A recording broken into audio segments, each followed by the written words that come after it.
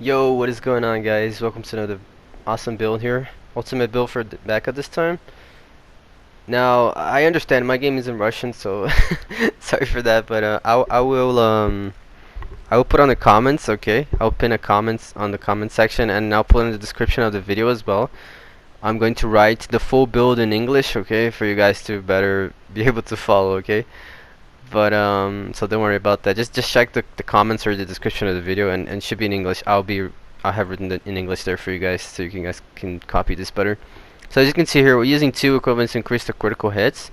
We're using the dog tags there, which is the last equipment you see there in the image, and we're using, I believe it's hollow points right there, to increase the critical hit damage. And this build is really insane, because especially against the net is going to work best, because the net is all about creatures, right? And since we're gonna have insanely high damage, you can pretty much like one shot everything, or it's like one to two shots everything, and you essentially have enough ammo if you buy the depending on the weapon that you're trying to use, right? And when we get to area 3, I'm also going to show you guys a little trick you can do with the IVs when you have the special fever skill for her that I'll be using here. Again, don't worry about the build. I'm gonna like put everything in the comments and description. Don't worry, don't freak out. You'll be able to see how I set up the build. So we already started the game here. So usually my choice here when buying the weapons, because I don't, Becca, this build is strong enough that you can definitely do area 1 with just the up. Like you would not even have to like be forced to buy another gun. So usually I check here. The Matilda is a really good option because it focuses the reticle like so much faster than the other guns. So usually, I would either buy the Matilda if I plan on using the Matilda in the entire game, or as you can see, I just stick to the up and I just buy herbs instead, which is more like support type of items, instead of actually like firearm type of items. But you'll see that just with the by the way, when you crouch like this, I think it increases by 10%. I think maybe it's even 40, something like that. But it increases your damage, and you can see like on the left of my below my health bar, above my health bar, there's a little thing like ticking down, the symbol there. That's the crouching damage. As soon as it fades out, as you just saw there, you lost the bonus of the damage, so you need to get up and crouch again, so you regain the you essentially reset the timer of the bonus damage. So I see the trap there. I'm not gonna step on it. Oh, and the damage of this build actually works on the traps as well, if you guys didn't know. So increasing your damage will also increase the damage on the traps. So like instead of taking like what 3 shots to destroy the traps, are gonna take like 2 shots, things like that. So basically on area 1 she becomes you see right there, 2 shots only. She becomes mostly a kind of a support type of build, which is pretty much just support. I mean individual support for yourself, like such as the herbs, grenades and things like the molotovs, I guess, if you could buy some.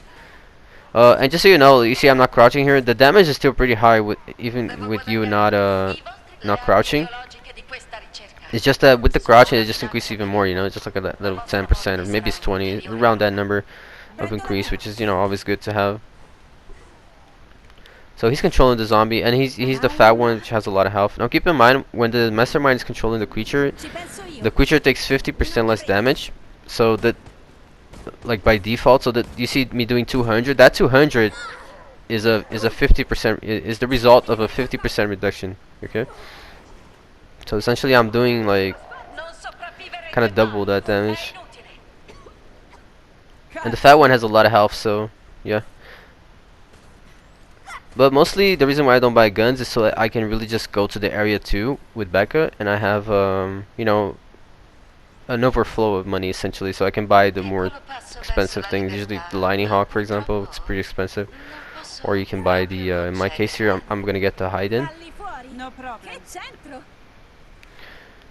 Yeah, I can see there. Hide-in always spawns at the area 2. It's pretty expensive, 350. But once you buy that, you essentially don't need any more ammo. And you see, buy the yellow herbs as well is always good to have. It will increase your damage even more, or it's very good to use when the mastermind uses the buy weapon, because then you don't have to. Sorry, you take less damage from the buy weapon if you use a a yellow herb. So it's good timing there to use the yellow herb. Now the only problem with this aim is that you kind of need a little skill, right? Because if you're missing the shots, it takes a little while to shoot again with the hide in. So you definitely, you know, it's a little bit more skill based if you're using the hide in. But you can see right there, one shot at everything. You could try using, like I said, the Matilda as well will work because it focuses the damage increases when the reticles focus here. So that's why you want to definitely wait for it to focus. So you see right there, 2,000 damage and was not even a headshot. Let's see, like 3,200. It's like a one-shot killed everything. You know, obviously, like see right there, 260. It wasn't even a headshot. It was like a leg shot. So you definitely want to try to headshot as much as you can. So that will guarantee that you one-shot everything. But as you can see, you don't even have to. And even if you don't crouch, the damage will still be pretty high with this weapon like this. But like I was saying, if this is you're missing too many shots, you can always try the Matilda instead, or you know another weapon that would rely on ammo. One thing I didn't do here that I should have done is I should have bought the this build is best when you have the quick draw. The quick draw, you don't have to have the quick draw as a main weapon, but it's good that you have it in your inventory because the quick draw is gonna work the best with your fever skill, as you will see when we get to area 3.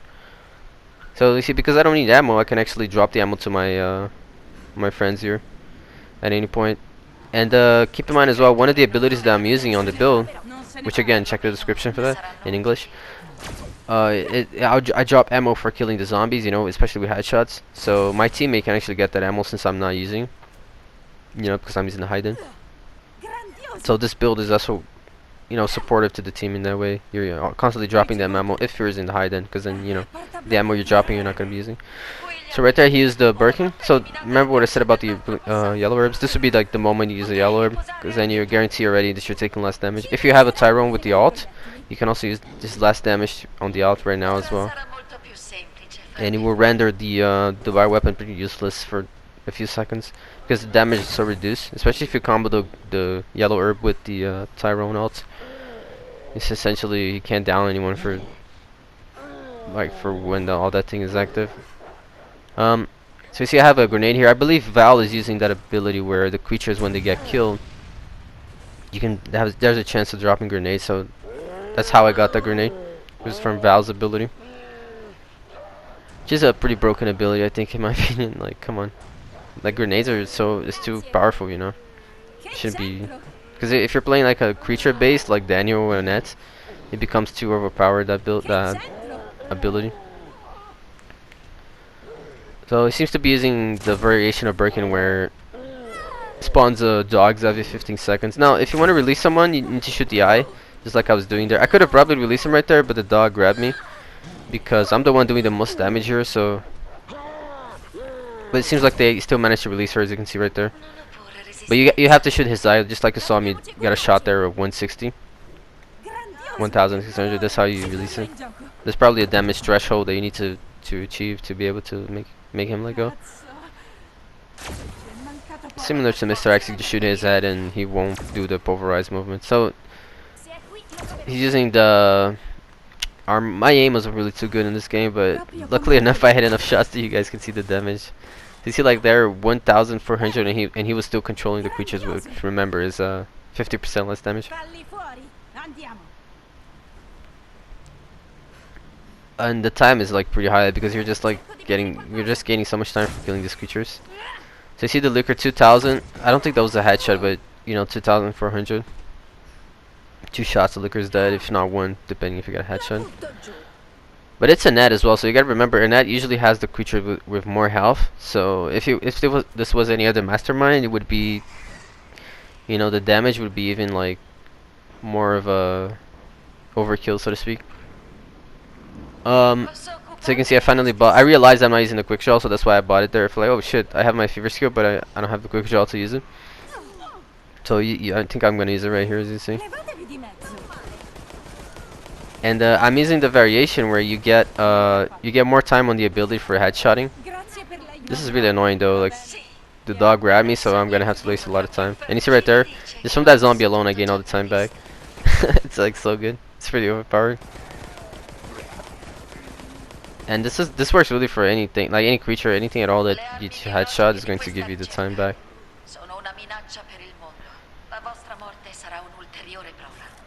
So yeah, this goes dog.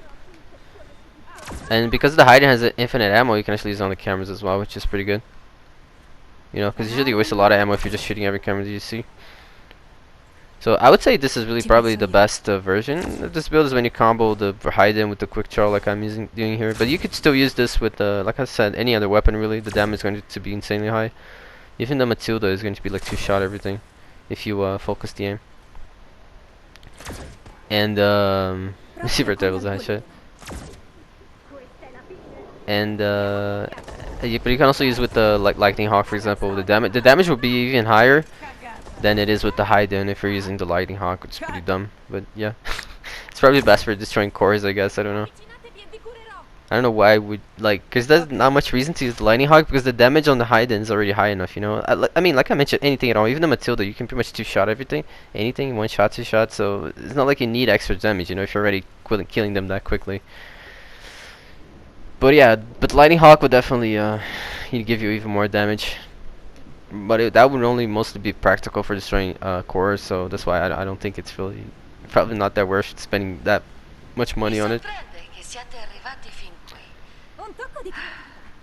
Now, and you see, because like at this point I really don't need to buy anything else in terms of like guns, so I can just spend all my money on like herbs and things like that that will support my health and, you know, vitality, so to speak. Green herbs, yellow herbs and things like that. Which is something the other survivors usually don't have, the luxury. See, that was like 6,000 damage. That's pretty stupid. That was 2,400, 2,800. So he's done 2 shots.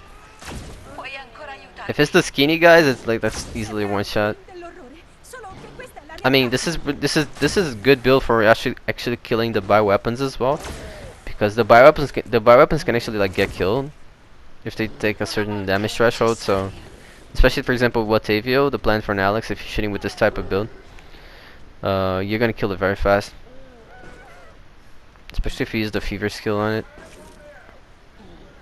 Basically the damage is so high, like I mentioned, like, sometimes you don't even have to crouch to kill them. So right here I see he's doing the animation, so I'm gonna get him stuck up there.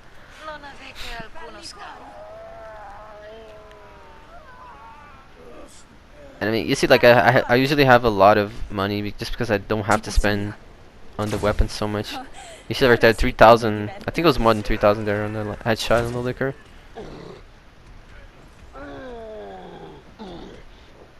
And right now, we're really just avoiding the, you know, the breaking. So I can see the cores there. You can actually shoot the core from down here if you get the right angle. But I think I will try to get up because I want to use my fever skill on it. So for that reason I would try to get up, but you don't have to. Like from that angle to my left, you can already shoot the core down here. And you don't take the risk of like being up there, you know, where there's less space and things like this. So I can see he used an Ivy, so I'm gonna use that trick that I mentioned on my fever skill. Which is because the Ivy essentially never dies. You can headshot her infinitely and you always have your power. So you see, I shot the cameras, you see there, and when I need to regain my time, I just shoot the Ivy. It's pretty overpowered.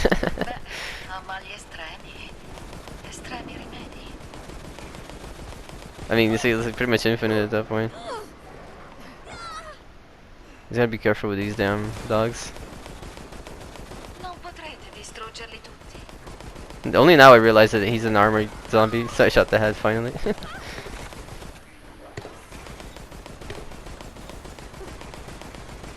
And see, pretty much lost forever. You can also shoot the cameras. Yeah, there you go. I mean, I could stay here forever if I want to, like just shooting the entire map.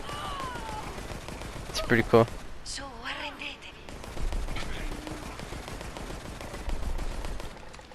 My teammates are probably like, how is he still shooting?